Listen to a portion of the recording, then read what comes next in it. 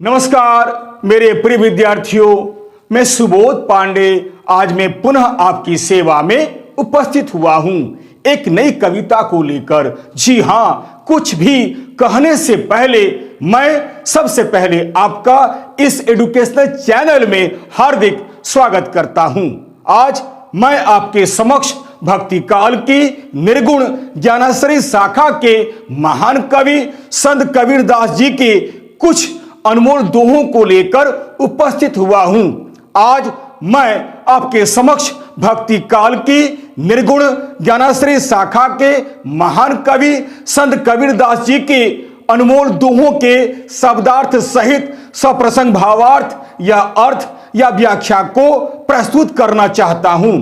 कुछ भी प्रस्तुत करने से पहले मैं आपको बतला दूं कि संत कबीर के अनमोल दोहे नाम से मैं कई वीडियो बनाऊंगा।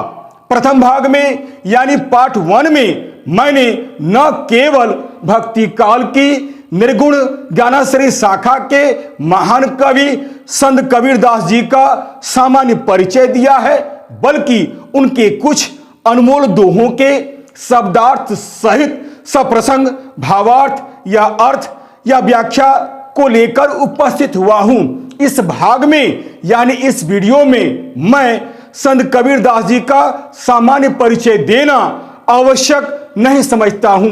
विद्यार्थियों से अनुरोध है कि वे संत कबीरदास जी का सामान्य परिचय प्रथम भाग यानी पार्ट 1 से प्राप्त कर लें। यदि वे आवश्यकता महसूस करें तो उनके कुछ अनमोल दोहों के शब्दार्थ सहित सप्रसंग भावार्थ या अर्थ या व्याख्या को देख सकते हैं, समझ सकते हैं तथा आवश्यकता अनुसार सामग्री भी स्क्रीनशॉट द्वारा या पॉज कर ले सकते हैं। तो आइए अब मैं आपके समक्ष भक्ति काल की निर्गुण ज्ञानाश्रय शाखा के महान कवि संत कबीरदास जी के कुछ अनमोल दोहों के शब्दार्थ सहित सप्रसंग व्याख्या या भावार्थ या अर्थ को मैं बारी बारी कर प्रस्तुत करता हूं। ध्यान देकर सुनिएगा। गुरु गोविंद दो खड़े काके लागू पाए, बलिहारी गुरु आपनो जिन गोविंद दियो बताए। बहुत ही अच्छा दोहा है। इस दोहा में जो कठिन शब्द उभर कर आए हुए हैं उसके अर्थ को मैं स्क्रीन पर प्रस्तुत करता हूं। संदर्भ: प्रस्तुत दोहा हमारी पाठ्य पुस्तक साहित्य सागर के पाठ साखी से लिया गया है। इसके कवि भक्ति काल की निर्गुण ज्ञानाश्रय शाखा के महान कवि संत कबीरदास जी हैं। प्रसंग: ऐसे तो भक्ति काल के लगभग सभी कवियों ने गुरु की महिमा का गुणगान बड़े सुंदर ढंग से किया है।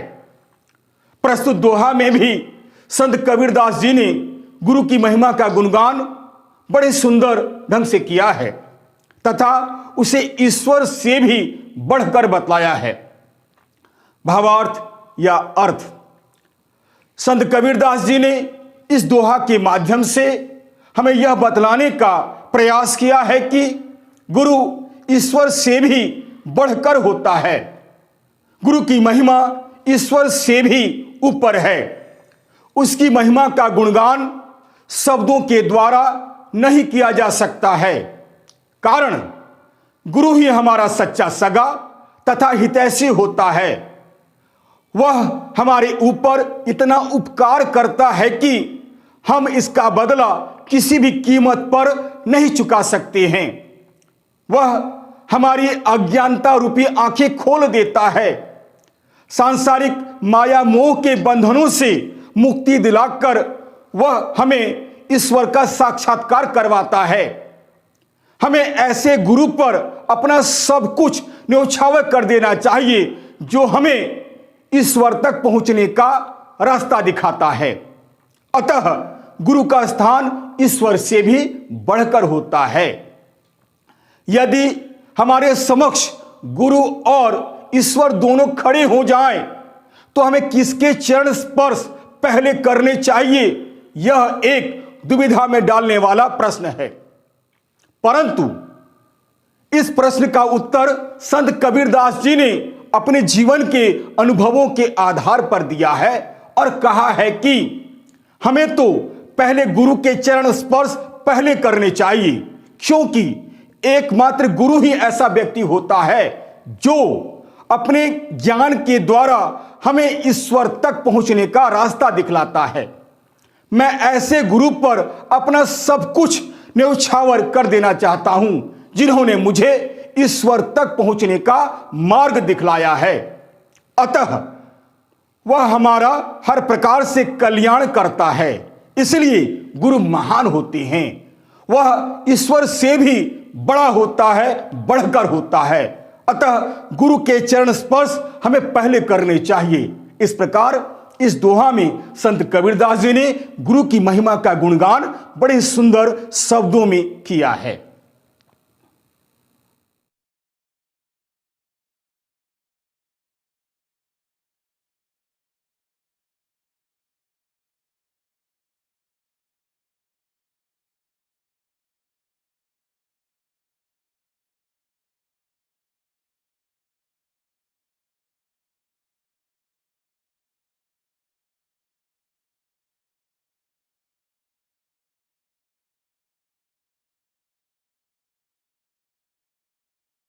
जब मैं था तब हरि नहीं, अब हरि हैं मैं नहीं।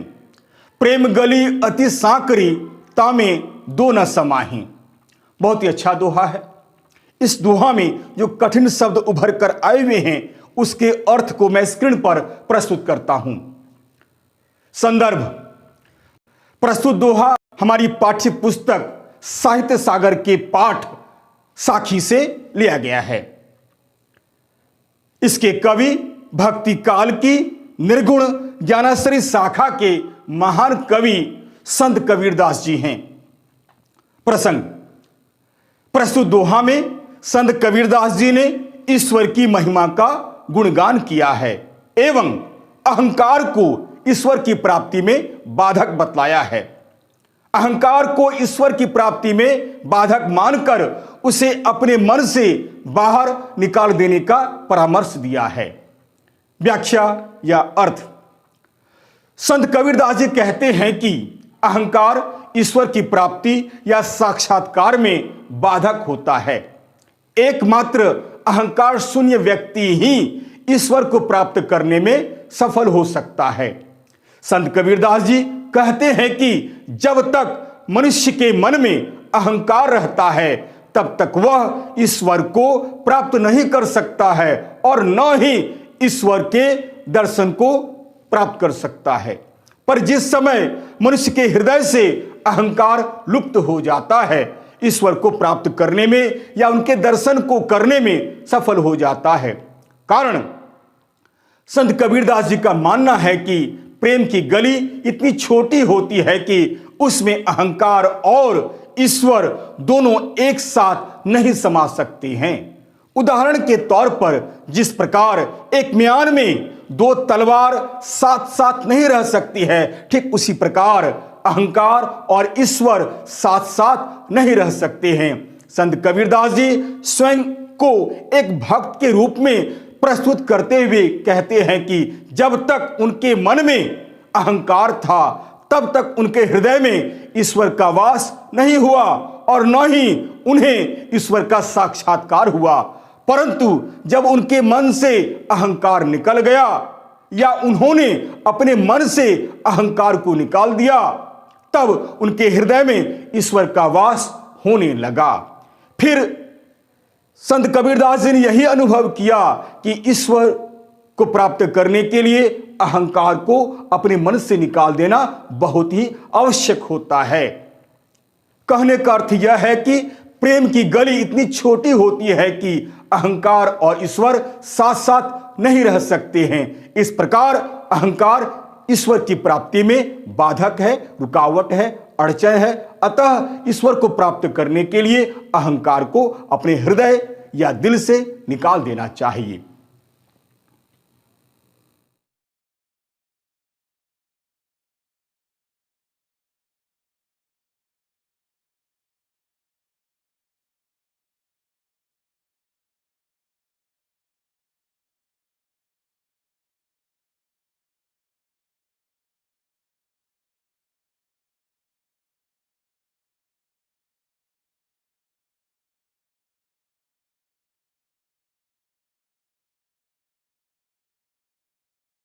कांकर पत्थर जोड़ के मस्जिद लई बनाए, ता चढ़ी मुल्ला बांग दे, क्या बहरा हुआ खुदाए। बहुत ही सुंदर दोहा है। प्रस्तुत दोहा में जो कठिन शब्द उभर कर आए हुए हैं उसके अर्थ को मैं स्क्रीन पर प्रस्तुत करता हूं। प्रसंग: संत कबीरदास निर्गुण निराकार परम ब्रह्म के परम उपासक थे, इसलिए उन्होंने मूर्ति पूजा, कर्मकांड तथा बाह्य आडंबरों का खुलकर विरोध किया है। उन्होंने हिंदू मुस्लिम एकता का नारा भी बुलंद किया तथा दोनों संप्रदायों में व्याप्त रूढ़ियों तथा धार्मिक कुरीतियों के विरुद्ध आवाज उठाई। वास्तव में संत कबीरदास एक कवि तथा भक्त होने के साथ साथ एक समाज सुधारक भी थे। केवल कविता करना संत कबीरदास जी का उद्देश्य नहीं था, बल्कि कविता के माध्यम से समाज सुधार के रूप में समाज को एक नई दिशा देना भी उनका एक महत्वपूर्ण उद्देश्य था। यही कारण था कि उन्होंने किसी को भी नहीं छोड़ा है। कभी हिंदुओं को फटकारा है तो कभी मुसलमानों को फटकारा है। प्रस्तुत दोहा में उन्होंने मुसलमानों को फटकारा है। अर्थ या व्याख्या या भावार्थ: प्रस्तुत दोहा में संत कबीरदास जी ने मुसलमानों को फटकारने का प्रयास किया है।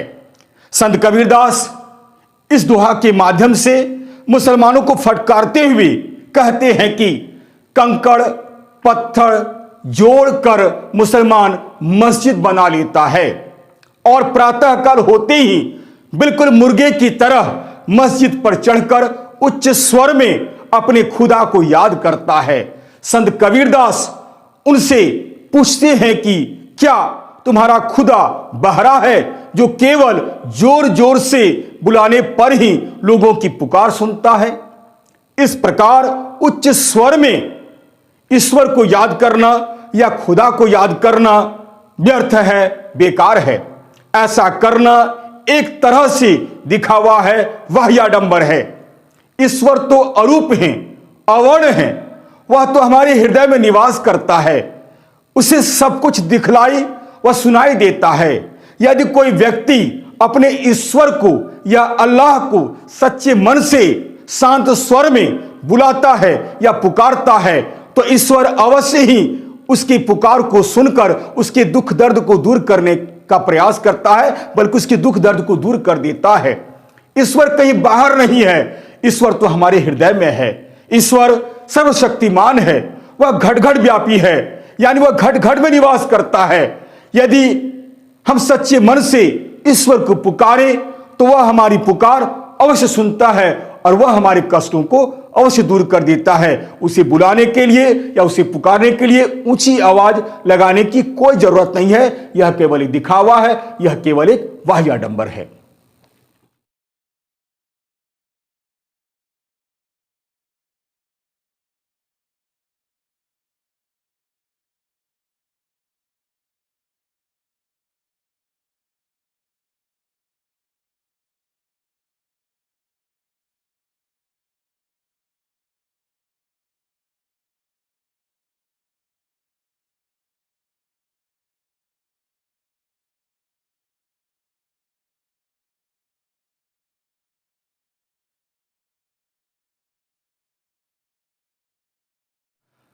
पाहन पूजे हरि मिले तो मैं पूजूं पहाड़, ताते ये चाकी भली पीस खाए संसार।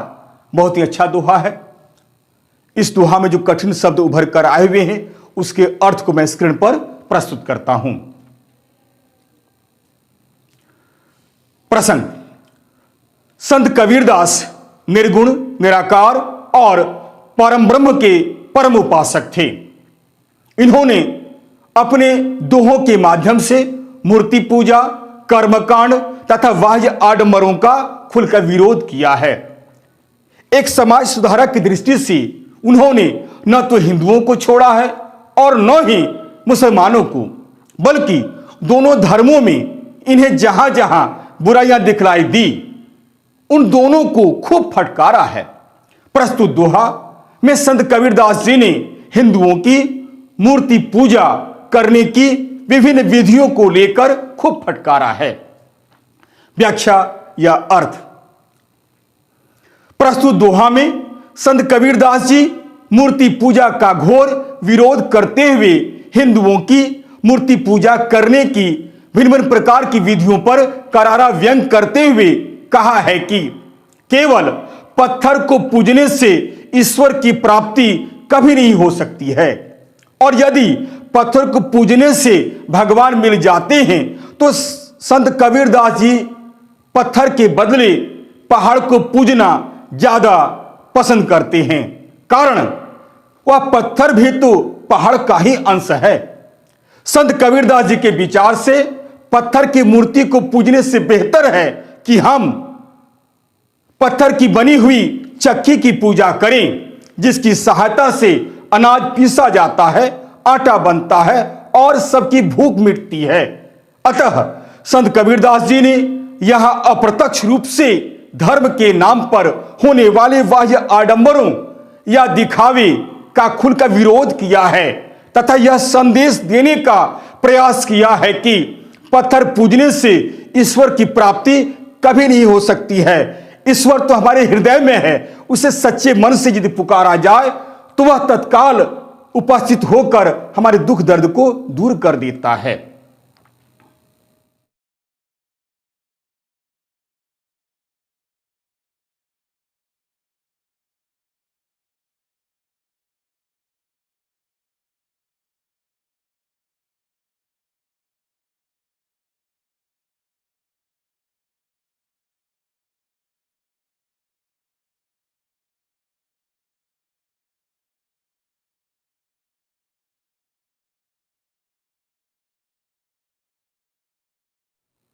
सात समंद की मसी करो, लेखनी सब बनराय, सब धरती कागज करो, हरि गुण लिखा न जाए।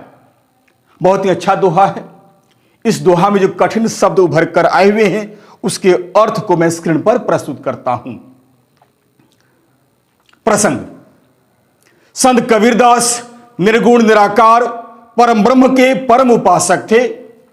उनका मानना है कि ईश्वर के गुण अनंत हैं, उनके गुणों का वर्णन करना असंभव है। ईश्वर अवर्ण हैं, अरूप हैं, अविनाशी हैं, निर्गुण हैं, निराकार हैं और सर्वव्यापी हैं। उन्हें तो केवल सच्चे मन की आंखों से देखा जा सकता है, महसूस किया जा सकता है। अर्थ या व्याख्या या भावार्थ: प्रस्तुत दोहा में संत कबीरदास जी ने ईश्वर के गुणों का उल्लेख करते हुए कहते हैं कि ईश्वर के गुण अनंत होते हैं, यानी अनगिनत होते हैं। उनके गुणों का वर्णन शब्दों के द्वारा किसी प्रकार भी संभव नहीं है, यानी लिखा नहीं जा सकता है। संत कबीरदास अपने अनुभव को बतलाते हुए कहते हैं कि यदि 7 समुद्र के पानी को मिलाकर स्याही बना लिया जाए और जंगल में जितने पेड़ पौधे हैं उन्हें कलम बना लिया जाए, साथ ही साथ संपूर्ण धरती को कागज के रूप में मान लिया जाए, तब भी हम ईश्वर के गुणों का वर्णन किसी भी कीमत पर नहीं कर सकते हैं। कारण हरि के गुणों का वर्णन करना, बखान करना असंभव है। कारण ईश्वर के गुण अनंत होते हैं। ईश्वर अवर्ण है, ईश्वर अरूप है, ईश्वर अविनाशी है, ईश्वर निर्गुण है, ईश्वर निराकार हैं, ईश्वर सर्वव्यापी हैं। वे तो घट घट में निवास करते हैं। उनके गुणों का वर्णन करना असंभव है, कदापि संभव नहीं है। उन्हें पाने के लिए किसी मंदिर, मस्जिद, गिरजाघर, गुरुद्वारा जाने की कोई आवश्यकता नहीं पड़ती है। उनकी सर्वव्यापकता और स्थिति को केवल हृदय से महसूस किया जा सकता है, अनुभव किया जा सकता है। अतः ईश्वर के गुण अनंत हैं, ईश्वर गुणातीत हैं, असीम गुणों से युक्त हैं।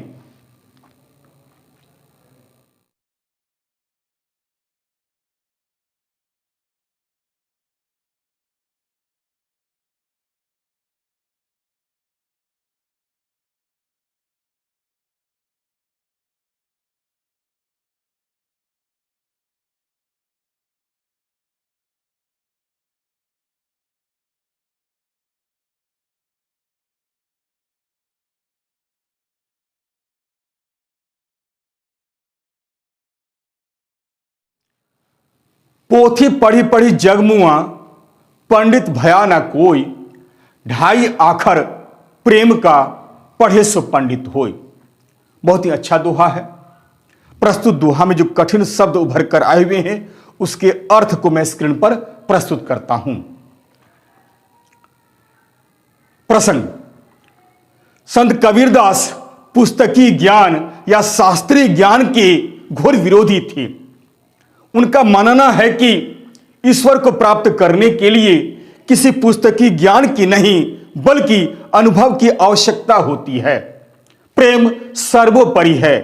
ईश्वर को सच्चे प्रेम के बल पर ही प्राप्त किया जा सकता है। व्याख्या या अर्थ: संत कबीरदास पुस्तकीय ज्ञान या शास्त्रीय ज्ञान का घोर विरोध करते हैं।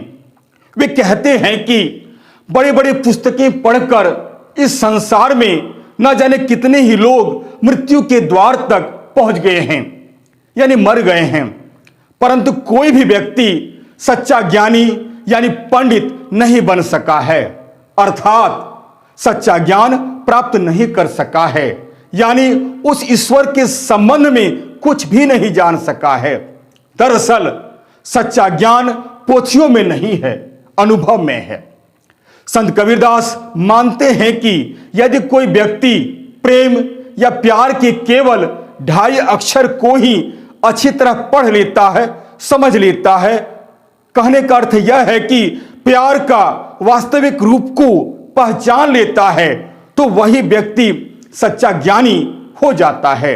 वास्तव में विद्वान वही व्यक्ति है जिसने प्रेम के महत्व को समझा है, जिसने प्रेम का एक ही अक्षर पढ़कर ईश्वर के संबंध में जान लिया है, समझ लिया है। वास्तव में प्रेम के बिना यह संसार अधूरा है, जीवन नीरस है, यानी जीवन में प्रेम न हो तो जीवन ही व्यर्थ है। इस प्रकार प्रस्तुत दोहा में संत कबीरदास जी ने पुस्तकीय ज्ञान या शास्त्रीय ज्ञान का घोर विरोध किया है और ईश्वर को प्राप्त करने के लिए सच्चे प्रेम पर बल दिया है।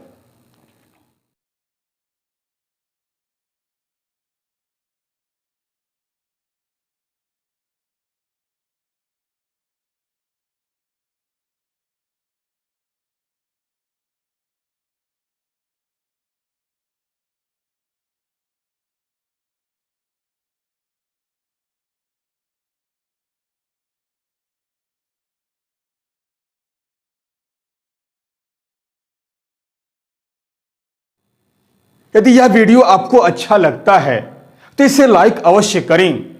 अपने सगे संबंधियों के बीच भी इसे शेयर अवश्य करें। और हाँ, चलते चलते मेरे इस चैनल को सब्सक्राइब करना बिल्कुल नहीं भूलें। याद रखिएगा, मेरा यह चैनल पूरी तरह से एक एजुकेशनल चैनल है। मैंने इस चैनल का निर्माण विद्यार्थियों के हित को ध्यान में रखकर ही किया है, अतः किसी भी कीमत पर सब्सक्राइब करना नहीं भूलिएगा। तब तक के लिए नमस्कार, धन्यवाद।